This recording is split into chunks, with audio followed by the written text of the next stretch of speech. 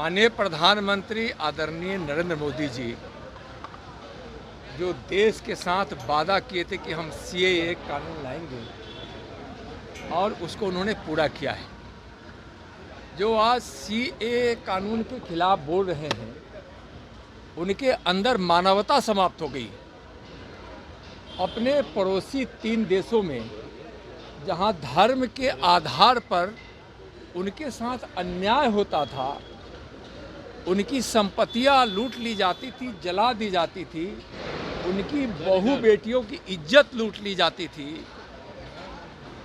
जबरन धर्म परिवर्तन कराए जाते थे, उनके साथ मारपीट की जाती थी, हत्या कर दी जाती थी, परिवार के सामने, बेटे के सामने, पुत्र के सामने, पिता की, भाई के सामने बहन की, बहन के सामने भाई की।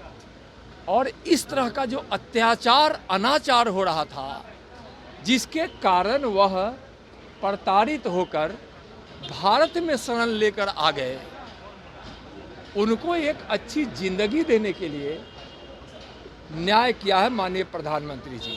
आज जो सीएए कानून का जो विरोध कर रहे हैं उनके अंदर मानवता समाप्त हो गई है और यह वोट के लालच में तुष्टीकरण के तहत यह कर रहे हैं, जो अच्छी बात नहीं है। बंगाल है, तमिलनाडु, केरला है, ये जैसे राज्यों में बोले कि लागू नहीं है। देखिए वो जो भी हो, कोई राज्य हो, कोई पार्टी हो या कोई व्यक्ति हो, अगर इस कानून का विरोध कर रहा है, इसका मतलब है कि उसके अंदर मानवता समाप्त हो गई है और सत्ता के लालच में, वोट के लालच में, तुष्टीकरण के तहत इस प्रकार का वो विरोध कर रहे हैं। कहीं कुछ नहीं है, एनडीए एकजुट है, हम सब मिलकर लड़ेंगे और 40 की 40 सीट बिहार में जीतेंगे। चिराग पासवान नाराज चल रहे हैं। कोई नाराज नहीं है चिराग पासवान जी, कहीं से कोई नाराज नहीं। कहा जा रहा कि चाचा भतीजा में कोई नहीं, चिराग जी में कोई नाराजगी है नहीं है, बिल्कुल नहीं है, बिल्कुल नहीं। जल्द हो जाएगा। हाँ, एकदम जल्द पता चल जाएगा। चिराग पासवान और उनके जो चाचा जी हैं उनको लेकर आरजेडी बड़ी मजा ले रही है, कह रहे हैं कि उलझन है, उठापटक चल रहा है। आरजेडी क्या मजा लेगी? आरजेडी तो ऐसे ही समाप्त हो चुकी है।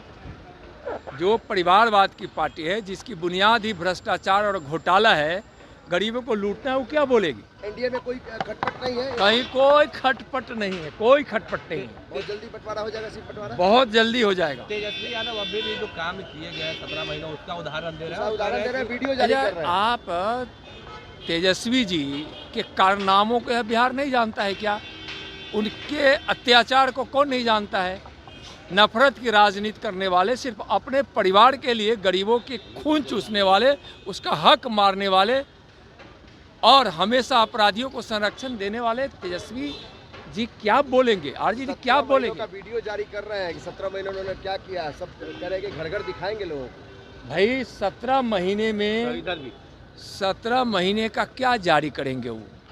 17 महीने में जो उनके कारण बिहार की विधि व्यवस्था चौपट रही है, विकास उनके कारण बाधित रही है और अपराधियों को जो संरक्षण मिलता था आरजेडी और तेजस्वी जी के द्वारा, जिसके कारण ही तो नीतीश जी तबाह थे और एनडीए में आए।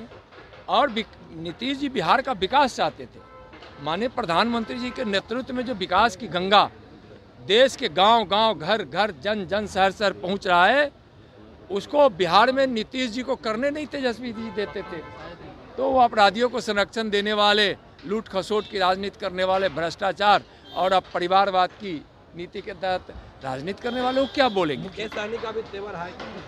चलिए, उदयनिधि जो हैं ये बयान दिए थे सनातन के खिलाफ, तो उसके खिलाफ जो है आरा कोर्ट में मामला दर्ज किया गया है और कोर्ट ने संज्ञान लेते हुए, देखिए उन लोगों का दिमाग खराब हो गया है। सनातन का विरोध करना बहुत ही किसी भी इंडी गठबंधन के नेता का संस्कार और स्वभाव बन गया है। सनातन को गाली देना, सनातन की संस्कृति की बुनियाद पर भारत विश्वगुरु बनने जा रहा है, उसको गाली दे रहे हैं। सब वोट के लिए कर रहे हैं। ओछी राजनीति करने वाले लोग, ओछी मानसिकता के लोग सनातन को गाली दे रहे हैं। 1 अप्रैल को उपस्थित होने का आदेश दिया है कोर्ट ने, आरा कोर्ट में। हम मामला कोर्ट में है, न्यायालय का जो फैसला आएगा सही आएगा। और सनातन को गाली देना इस सनातन की भूमि पर उन लोगों को शोभा नहीं देता।